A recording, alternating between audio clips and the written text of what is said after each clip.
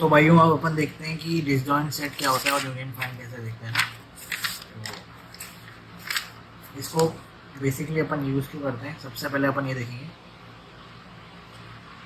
ये क्या करता है कि अपन को किसी भी एक ग्राफ के अंदर अपन को अगर फाइंड करना होता है कि वो कनेक्टेड है कि नहीं, या कंपोनेंट फाइंड करने पड़ते हैं कि उसके अंदर कितने कंपोनेंट हैं, तो वो चीज़ ये कांस्टेंट टाइम में कर देता है। मतलब इसमें ज़्यादा अपने को वो नहीं लगता, इसमें कॉम्प्लेक्सिटी कम आती है, इसलिए ये करता है कांस्टेंट टाइम में कर देता है, वो ऑफ वन में कर देता है।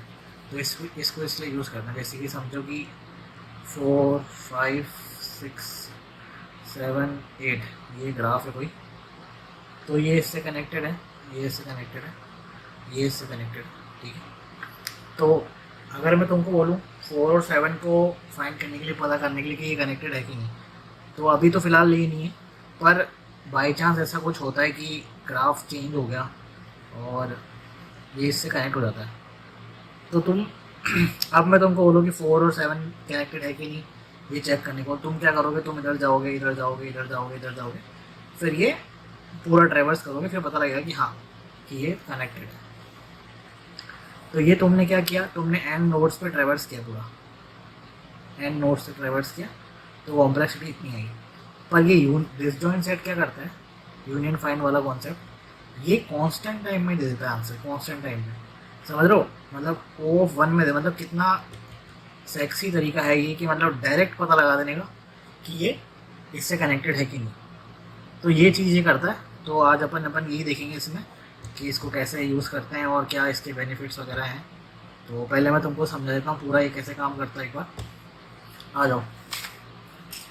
तो भाइयों, ये सबसे जो डिसजॉइंट सेट है, ये ग्राफ का सबसे इम्पोर्टेंट टॉपिक है, पूरे ग्राफ में सबसे इम्पोर्टेंट टॉपिक है। मतलब इसको आप XXX 4x से कितने स्टार मार्क करने कर दो, ये सबसे इम्पोर्टेंट टॉपिक है पूरे ग्राफ का। तो अपन देखेंगे ये काम कैसे करता है। तो इसमें क्या होता है कि इसमें दो फंक्शंस काम आते हैं, फाइंड और यूनियन। यूनियन क्या करता है, जैसे कि नाम खुद ही बता रहा है कि दो नंबर्स जो है, दो नोड्स जो है, उनको जोड़ने के काम आता है। और फाइंड करेगा कि पता लगाने के लिए कि भाई ये कनेक्टेड है कि नहीं, ये पता लगाने के लिए फाइंड काम करेगा। तो जैसे अब इसमें इस एल्गोरिदम को करने के लिए इसमें दो एरे भी काम में आते हैं, यूनियन एरे और रैंक एरे। तो इसको अभी अपन देखते हैं। पहले मैं तुमको ये नोट्स हैं, तो इस हिसाब से एक बार तुमको मैं बताता हूँ कि कैसे क्या है। चलो पहले मैं तुमको ये बताता हूँ रैंक और यूनियन क्या होता है। तो पहले अपन है ना, एक यूनियन एरे रहते हैं, तो इसको ये नोड्स हैं, सारी नोड्स, जितनी नोड्स होगी ना उतनी नोड्स का ये एरे होगा। और इसमें क्या होगा कि एक तरीके से मान लो, यूनियन हटाओ, पेरेंट होता है ये, तो मैंने ध्यान नहीं दिया, सॉरी, ये एक पेरेंट एरे होता है। तो फिलहाल के लिए क्या है ना, सारी नोड्स जो है ना इंडिविजुअल है, मतलब हर नोड इंडिविजुअल है, 1 2 3 सब इंडिविजुअल है। तो ये कनेक्टेड है नहीं, मतलब ओपन है, तो इन सबका पेरेंट के खुद ही है, मतलब खुद ही पेरेंट है, मतलब ये, क्योंकि इनके कनेक्टेड है नहीं तो ये खुद की पेरेंट रहेंगी। तो मतलब अपन पहला जो पेरेंट एरे रहेगा, इसको अपन सेम नंबर से भर देंगे, 1 2 4 5 6 7, सेम नंबर से इसको भर दिया।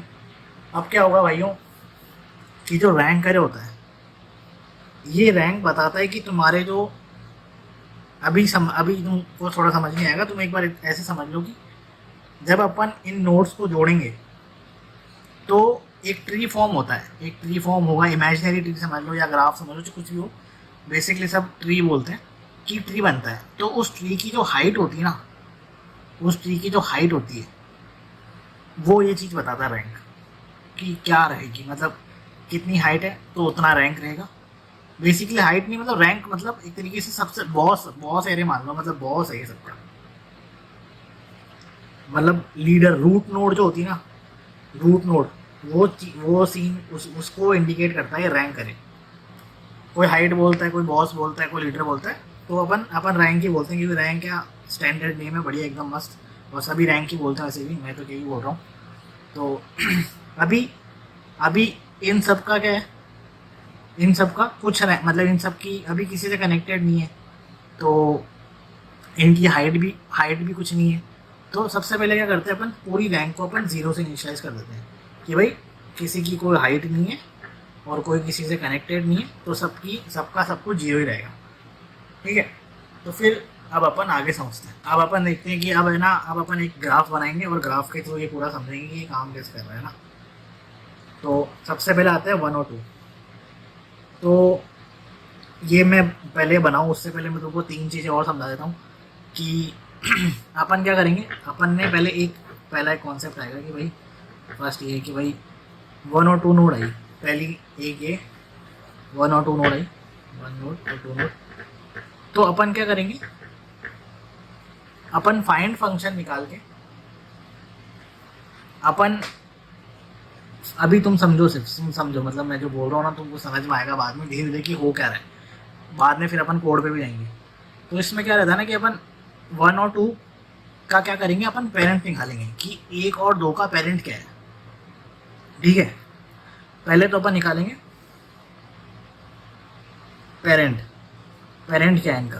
फिर अपन देखेंगे कि भाई इनकी रैंक क्या है। फिर उसके हिसाब से अपन फर्दर ऑपरेशन करेंगे। ठीक है, तो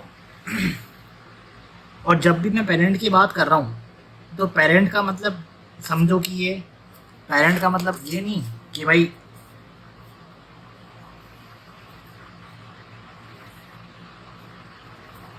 जैसे मैं 4 की पेरेंट की बात कर रहा हूँ तो 4 का पेरेंट मतलब ये नहीं 2। मैं इस टाइम पे जब पेरेंट की बात कर रहा हूँ ना, ये जो पेरेंट मैं किधर कह रहा हूँ वो मैं कह रहा हूँ ग्रांड पेरेंट। ग्रांड गलत मत लेना इसको। ग्रांड पेरेंट मतलब तुम मान लो अल्टीमेट पेरेंट मतलब बॉस। मैं इधर बॉस की बात कर रहा हूँ। बॉस कौन है, मतलब रूट कौन है, रूट नोड क्या है इसकी। तो अगर 4 का मैं अल्टीमेट पेरेंट बोलूँ या बॉस बोलूँ, चाहे ग्रांड पेरेंट बोलूँ, चाहे कुछ अल्टीमेट पेरेंट ले रहा है एक तरीके से, ड्यूएलिटी अल्टीमेट पेरेंट अगर मैं बोलूँ तो वो क्या है 1 है। तो इस टाइम पे हमेशा मैं अल्टीमेट पेरेंट की बात करूँगा। तो अब अपन आते हैं इधर 1 और 2 पे। तो पहले आया 1। 1 का अल्टीमेट पेरेंट क्या है, 1 का भी कुछ है ही नहीं, खाली रोड है सबके सब। तो 1 का अल्टीमेट पेरेंट 1 है। 2 आया, 2 का अल्टीमेट पेरेंट क्या है, 2 का भी कुछ नहीं है। तो दोनों का पेरेंट सेम है, दोनों का पेरेंट सेम है, अल्टीमेट पेरेंट दोनों के सेम है। तो इस टाइम पे क्या होगा, अपन इनकी क्या करेंगे, रैंक देखेंगे। रैंक नहीं, अब इनका पेरेंट सेम है तो अब इनकी अपन देखेंगे रैंक। रैंक क्या है, दोनों की रैंक भी 0 है। तो अपन क्या करेंगे, किसी को भी किसी का पेरेंट बना सकते हैं। इसको इसके अंदर भी जोड़ सकते हैं, इसको इसके अंदर भी जोड़ सकते हैं। तो अपन क्या करते हैं कि 2 को हटा के फिलहाल 1 के अंदर जोड़ देते हैं कि भाई इसको इसमें जोड़ दिया। तो 2 का पेरेंट हटके हो जाएगा 1 और 1 की हाइट बढ़ गई तो इसका एक रैंक हो जाएगी, बढ़ जाएगी भाई, एक रैंक बढ़ गया। अल्टीमेट पेरेंट सेम थे इनके, मतलब अल्टीमेट पेरेंट ग्रैंड पेरेंट दोनों सेम थे, मतलब इट्सेल्फ ही था। मतलब अल्टीमेट पेरेंट नहीं, मतलब दोनों के पेरेंट खुद ही थे, ये खुद ही थे, इट्सेल्फ पेरेंट थे। तो अपन ने देखी कि इनकी रैंक क्या है। इनकी रैंक निकली दोनों 0 ही हैं। तो दोनों रैंक जब 0 हैं, दोनों सेम लेवल पे ही हैं, तो किसी को किसी में जोड़ दो कोई फ़र्क नहीं पड़ेगा। दोनों की हाइट ही 1 है, जब दोनों की हाइट ही 1 है तो किसी को किसी में जोड़ दो कोई फ़र्क नहीं पड़ता। तो 2 इसके अंदर जुड़ गया। अब आगे आता है 2 और 3। अब आया 2 और 3। 2 का अल्टीमेट पेरेंट कौन है, 1। 3 का अल्टीमेट पेरेंट क्या है, 3 खुद ही है। 3 खुद ही है अल्टीमेट पेरेंट। 3 का अल्टीमेट पेरेंट 1 है, 3 है, और 2 का अल्टीमेट पेरेंट 1 है। 2 का अल्टीमेट पेरेंट 1 खुद ही है। तो इस टाइम पे क्या करेंगे, अपन वापस देखेंगे कि भाई रैंक क्या है। तो इधर रैंक आके देखते हैं तो भाई 3 की रैंक तो 0 है और 1 की रैंक 2 का अल्टीमेट पेरेंट क्या था 1। तो और 1 की रैंक देखेंगे, 1 की रैंक 1 है। तो हाइयर रैंक, जिसकी रैंक बड़ी होती है भाई, जो रैंक में बड़ा होता है उसी को प्रायोरिटी मिलती है ना, कि वो उसी जगह जाएगा, लोअर रैंक की तरफ तो जाएगा नहीं। तो 3 की रैंक कुछ नहीं थी, तो 3 को भी बेसिकली आके 1 में जुड़ना पड़ेगा। तो 3 भी आके इधर क्या करता है भाई साहब, 1 में आके जुड़ जाता है। तो 3 का पेरेंट भी हो जाता है 1 और इसकी रैंक हो जाती है 1 ही रहेगी, इसमें 2 नहीं रहेगी, क्योंकि हाइट सेम ही है, क्योंकि 1 ही आके जुड़ा है। तो अगर तुम इधर देखो कि भाई हाइट सेम ही है तो रैंक इसकी 1 ही रहेगी, कुछ नहीं आगे बढ़ेगा, रैंक 1 ही रहेगी इसकी। अब आगे चलते हैं अपन। अब आगे आता है 4 और 5। 4 और 5 का भी सेम फंड है, दोनों को क्या कहते हैं, पेरेंट दोनों के सेम ही है, दोनों का रैंक भी सेम ही है। तो किसी को किसी में जोड़ो कोई फ़र्क नहीं पड़ता। अपन क्या करते हैं, 5 के अंदर 5 को 4 के अंदर जोड़ देते हैं, तो 5 का पेरेंट हो जाएगा 4 और 4 की रैंक हो जाएगी 1।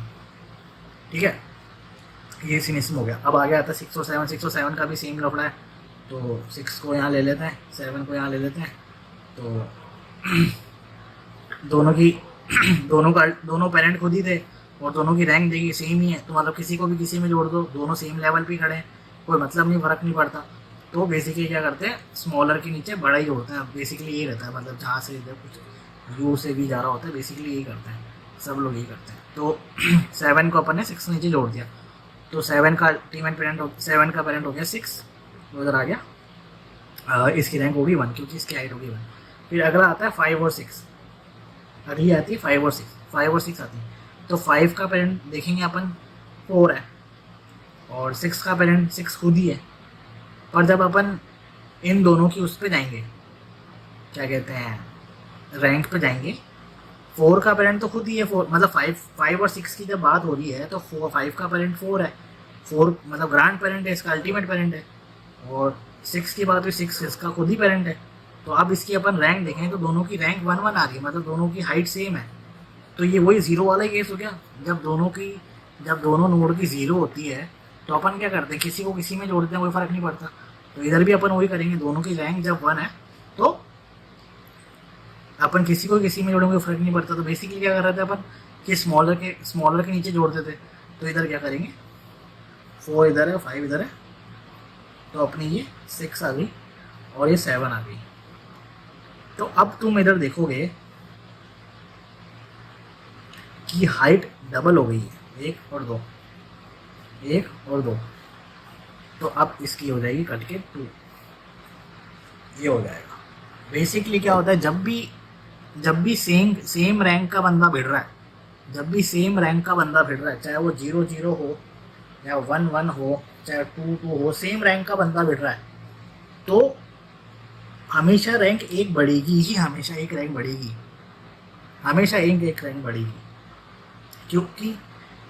क्योंकि अगर तुम सोच लो कि रैंक हमेशा एक रैंक बढ़ेगी, और अगर कोई एक रैंक का जैसे कोई एक बंदा है जिसकी एक रैंक है और कोई 0 रैंक वाला, अगर ये दोनों भिड़ रहे हैं, तो इसमें जिस बंदे की एक रैंक है तो वो तो मतलब पहले से ऊपर लेवल का बंदा है ना, मतलब वो तो हमेशा जीतेगा ही। इसमें तो क्या पता, इसमें क्या देखना कि भाई एक जिसकी रैंक बड़ी है किसी से, वो हमेशा जीतेगा ही। ऑब्वियसली फिक्स, ये किसी भी गेम में देख लो, तुम गेम देख लो, स्पोर्ट देख लो, जिसकी रैंक बड़ी होती है वो जीतता ही हमेशा। तो ये इसमें जोड़ के चाहे क्या ही करेगा, चाहे 4 हो 3 हो, तो 4 को भी इसमें नहीं जोड़ सकता अपन, इसमें नहीं, मतलब इसमें 1 नहीं ऐड करेंगे। तो मैं बता रहा हूँ, इसमें अगर कभी रैंक किसी की 4 आ जाए, 6 आ जाए, कुछ आ जाए, 4 और 3 आ गई, तो 4 रैंक का बंदा अगर 3 से भिड़ रहा है तो उसकी रैंक 4 ही रहेगी, 3 नहीं होगी, समझ रहे हो। तो वैसे ही, और अगर 4 और 4 रैंक का बंदा भिड़ रहा है तो भाई ऐसे समझ लो कि कंपटीशन बहुत भयंकर होने वाला है। तो जो भी बंदे को किसी के अंदर भी जोड़ेंगे, मतलब जैसे इसके अंदर जोड़ा किसी को, तो जीत गया भाई, उसने महारत हासिल करी है। तो उसमें एक रैंक बढ़ा देंगे अपन, 4 को करके +1 कर देंगे 5। ये धीरे धीरे तुमको समझ नहीं आ रहा है, पर कोड में देखेंगे तो तुमको समझ में आ कि वर्क कैसे कर रहा है। ठीक है, तो अभी तुम यहाँ तक समझ गए कि भाई क्या किस्सा चल रहा है, क्या है। अब एक लास्ट नोड आती है 3 और 7। तो 3 का पेरेंट क्या है, 1, 7 का पेरेंट क्या है, अल्टीमेट पेरेंट 3 का पेरेंट है 1, 7 का पेरेंट 6 था, अल्टीमेट पेरेंट की और बात होगी 4, अल्टीमेट पेरेंट की बात करूँ तो 6 और फिर 4, 6 और 4 आ जाता है। 4 का पेरेंट 4 ही है, 3 का पेरेंट 1 है। अब अपन देखेंगे इसके क्या कहते हैं अब अपन देखेंगे जाके कि भाई 1 है और इसका 4 है, तो 1 पे क्या देखिए 1 पड़ी है, और 4 जो था 4 की रैंक क्या है 2, 1 और 2। तो मैंने क्या बोला था देखो तुमको कि भाई अगर रैंक में डिफरेंस आ रहा है तो जो बड़ी रैंक होगी उसी में ही जाके वो चीज़ जाके जुड़ेगी, और उसकी रैंक इंक्रीज नहीं होगी, सेम ही रहेगी। अगर ये सेम रहती और अगर अपन किसी को किसी के अंदर जोड़ रहे होते तो उसके अंदर +1 होती, जैसे 4 और 6 का मामला था, दोनों की रैंक 1 1 थी, 4 फिर 6 को अपन ने 4 में जोड़ा तो इसकी रैंक 2 होगी। अब इधर 3 और 7 की बात हो रही है, तो 7 का अल्टीमेट पेरेंट 4 है, और 4 की रैंक है 2, और 3 है, 3 का अल्टीमेट पेरेंट 1 है और 1 की रैंक है 1। तो 1 को कायदे से जाके इसमें जुड़ना ही पड़ेगा, और कोई चारा ही नहीं है बेटे। तो अब अपना ट्री बन जाएगा ऐसा, ये वाला जो ट्री है ये इसमें आके ऐसे जुड़ जाएगा अलग से, समझ लो ये ऐसे जुड़ गया, और रैंक बढ़ेगी नहीं, वो रैंक 2 ही रहेगी। चलो अब मैं आपको इतना तो मेरे को लगता है मैंने कोशिश करी कि समझे होगे। ये मेरी पहली वीडियो थी, बाकी मैं तुमको कोड के थ्रू भी करके दिखा देता हूँ। ओके। और हाँ भाइयों, एक बात तो मैं तुमको बताना भूल ही गया था कि मेन चीज़ क्या थी, कि मैं तुमको स्टार्टिंग में बताया था ना कि ये कांस्टेंट टाइम में होता है। तो अब मैं तुमको इनमें से किसी भी नोड को फाइंड आउट करने के लिए बोलूँ, जैसे सपोज करो मैं तुमको 3 और 7 को फाइंड आउट करने के लिए बोलता हूँ, तो अपन ने इसको इसमें जोड़ दिया था आके। अब फाइंड फंक्शन कैसे काम करता है तुमको बताता हूँ। 3 और मैंने बोला कि भाई मैं 3 और 7 को फाइंड करना चाहता हूँ, तो फाइंड फंक्शन पे जाऊँगा मैं। तो अब ये देखिएगा भाई 3 का पेरेंट कौन है, 1, और 1 का पेरेंट कौन है, 4। 4 पेरेंट है 1 का, है ना। और अब 7 पे 7 पे गया 6 पेरेंट है, और 6 का पेरेंट कौन है, 4। मतलब यहाँ पे मैं तुमको क्या बोला था, हर बार ग्रैंड पेरेंट अल्टीमेट पेरेंट की बात होगी, तो पेरेंट दोनों का सेम है 4। तो फाइंड फंक्शन एकदम कांस्टेंट टाइम में तुमको रिटर्न कर देगा कि भाई दोनों कनेक्टेड हैं, इसलिए ये यूज़ आता है, क्योंकि कांस्टेंट टाइम में आंसर देता है। क्योंकि तुम देख लो कितना गजब है, 3 अपन इस एरे के अंदर और इस एरे के अंदर, इसके अंदर पेरेंट और इसके अंदर रैंक स्टोर करते हुए चल ही रहे हैं। तो वो एल्गोरिदम इस वे में यूज़ काम आती है, मेथोडोलॉजी काम करता है कि भाई वो कांस्टेंट टाइम में रिटर्न करता है, क्योंकि वो हमेशा इसका 3 का पेरेंट हमेशा वो 4 स्टोर करके रखेगा, और 7 का हमेशा वो 4 स्टोर करके रखेगा। तो जैसे ही तुम कुछ भी चीज़ करके बोलोगे तुमको कि भाई 3 और 7 में से कुछ फाइंड करो कि भाई कनेक्टेड है कि नहीं, इसमें कंपोनेंट कितने जोड़े, कुछ भी, तो कांस्टेंट टाइम में आंसर देगा कि भाई 4, सीधा सीधा 4, कि भाई हाँ भाई कनेक्टेड है, राजी खुशी तुम्हारा काम कंप्लीट हो गया। हाँ तो भैया अब तुमको मैं बताता हूँ कि ये इसका कोड कैसे होता है। मैं जावा में बताता हूँ तुमको, तुम इसका कोड देख सकते हो, और फिर तुम इसको अपने किसी भी वे में कर सकते हो, मतलब पाइथन में, C++ में, किसी में भी कर लो, लॉजिक तो सब जगह सेम होता है। तो जैसे इसमें मैं तुमको बताया था कि फ़िलहाल के लिए इस पर ध्यान मत दोगी। हाँ। तो अब ये कैसे काम करता है देखो, तुमको बताया था पहले तुम एक पेरेंट एरे या लिस्ट कुछ भी बना लो। मैंने एक लिस्ट बनाई है, और फिर एक तुम रैंक लिस्ट बनाओगे, और रैंक लिस्ट को देखो हमेशा पहले अपन 0 से इनिशियलाइज करेंगे, और रैंक लिस्ट को, और जब पेरेंट लिस्ट रहेगी उसको अपन जो उसका नंबर रहेगा उससे इनिशियलाइज करेंगे ना। फिर अपन आएंगे सीधे, फिर इधर मेन फंक्शन में आते हैं अपन जैसे बोला 1 और 2, 1 और 2 पे गए अपन, 1 और 2 पे गए, इधर आया, ये क्या करेगा, इसका पेरेंट ढूंढ के देगा, है ना।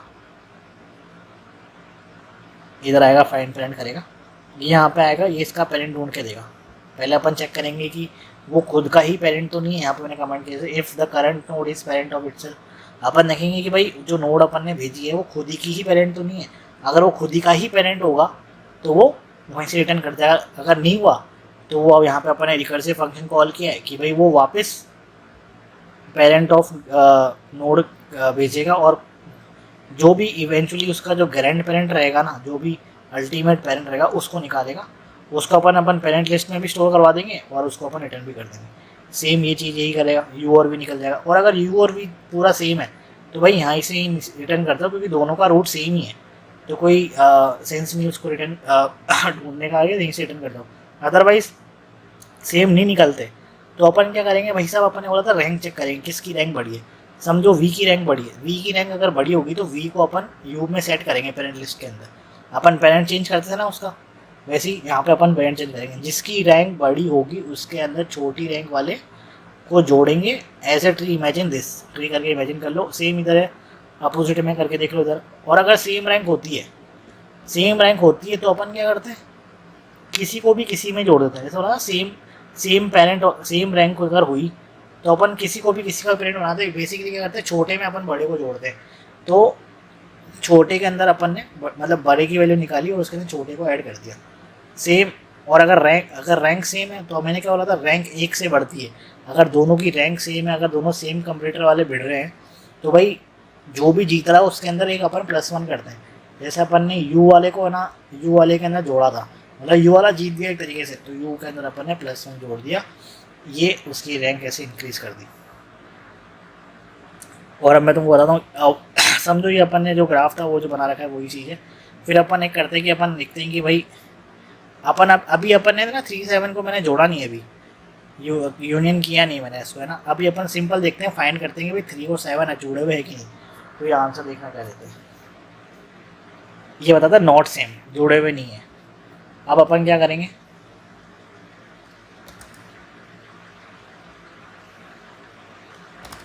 अब अपन इनको यूनियन बाय रैंक कर लेते हैं इसको।